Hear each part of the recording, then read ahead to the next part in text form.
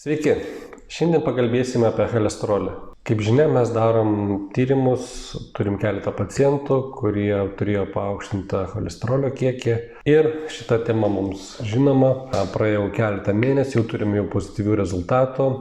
Apie tos gal rezultatus bus atskirų video, o šiandien dar toksai priminimas, kodėl mes kalbam apie cholesterolį, ant kiek tai baisu ir kokie yra variantų, natūralių būdų, kurie mažina priežastis sukeltom cholesterolio komplikacijom ir kaip mes galėtume apsieiti be vaistų. Tai pradžiai gal prisiminkim tokius istorinius dalykus, kad skirtingais laikais cholesterolio kiekis kraujyje būdavo traktuojamas skirtingai. Dabar bijau sumeluoti, bet kažkiek prieš 20-30 metų keitėsi cholesterolio ribos ir Amerikoje ten yra 240 matavimo vienetų, buvo sumažintas iki 200 matavimo vienetų ir gavosi taip, kad didžioji dalis, ten netgi keli milijonai žmonių tiesiog per naktį patapo ligoniai su per dideliu cholesterolio kiekiu. Tai tas cholesterolio kiekio skaičiai, ką aš noriu pasakyti, vis dar yra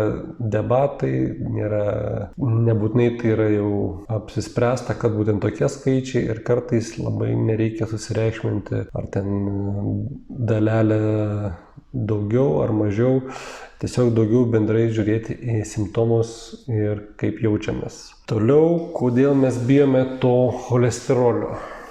Jeigu taip paprastai nubrėžti priežasties pasekmės santykį, tai padidėjęs cholesterolis kemša kraujagyslės, sėda ant kraujagyslių sienelės, sukelia aterosklerozę ir tai lemia, kad padidėja rizika širdies infarkto komplikacijoms ir insulto komplikacijoms. To mes labiausiai bijom su padidėjusiu cholesteroliu, bet jeigu mes domimės funkcinę mediciną, holistinę mediciną, mes matom, kad yra ir kitokių būdų, kaip palaikyti kraujagyslių efektyvumą, jų darbą, kad jos neužsikištų, kad nebūtų aterosklerozinių apnašų ir kad tas cholesterolis nesėstų. Tai iš tokių priežasčių, pagrindinės šiai dienai populiariai tokios žinomas, tai pirmoje vietoje perteklinis cukrus.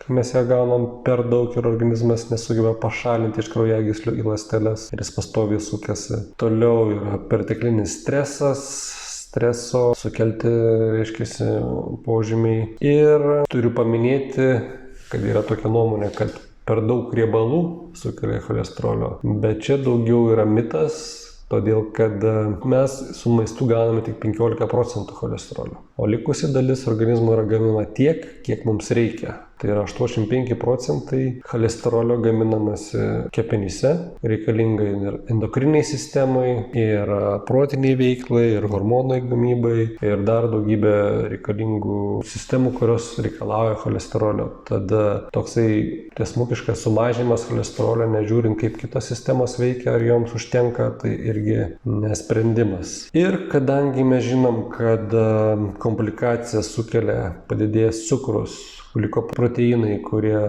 subraižo sienelės, sukelia sienelių kraujagyslių įtrūkimus. Tokiu būdu tos įtrūkimuose atsideda cholesterolis, kuris iš tikrųjų kaip glaistas bando sustabdyti kraujo nutekėjimą, sustabdyti plazmos nutekėjimą per kraujagyslės ir veikia kaip teigiamą poveikį turinti medžiaga. Bet jeigu pas mus yra lėtinis uždegimas, lėtiniai kraujagyslių pažeidimai, tai tas cholesterolis vis daugiau ir daugiau atsidės. Taip pat didelį reikšmę turi laisvieji radikalai, ant kiek pas mus kraujotakoje yra daug laisvų radikalų, kurie irgi sukelia uždegiminės reakcijas, kraujagyslių pažeidimą, taip pat streso hormonai, stimuliantų sukelti hormonai. Noriu priminti, kad vienas iš tokių populiariausių stimuliantų kava, kurios kofeinas patekęs į antinksčius sukelia padidėjusį adrenalino kiekį, kuris irgi labai stipriai gali sukelti kraujagyslių pažeidimą, jeigu naudojant ilgą laiką. Ir tokiu atveju mes turim, kad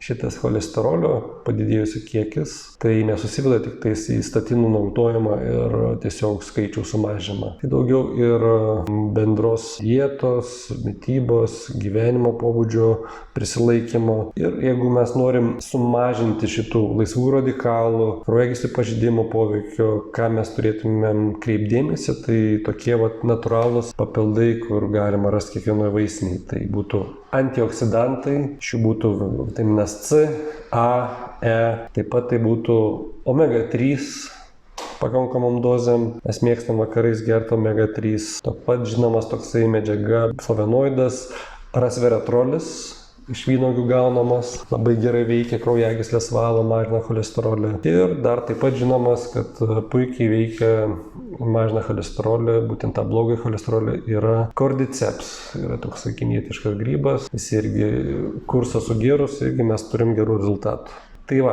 šiai dienai mintis tokia, kad cholesterolio nebijom, riebalų valgom pakankamai tiek, kiek reikia organizmui, naudojom antioksidantus, papildus, kad palaikyti balansą kraujagyslė cholesterolio ir, reiškia, tokiu būdu išlaikydami balansą mes palaikysime geresnę kraujagyslių būklę ir tokios ligos kaip infarktas, insultas bus nebaisios ir mes galėsim laisvai aprūpinti širdį, smegenis pritekančių šviežių krauju.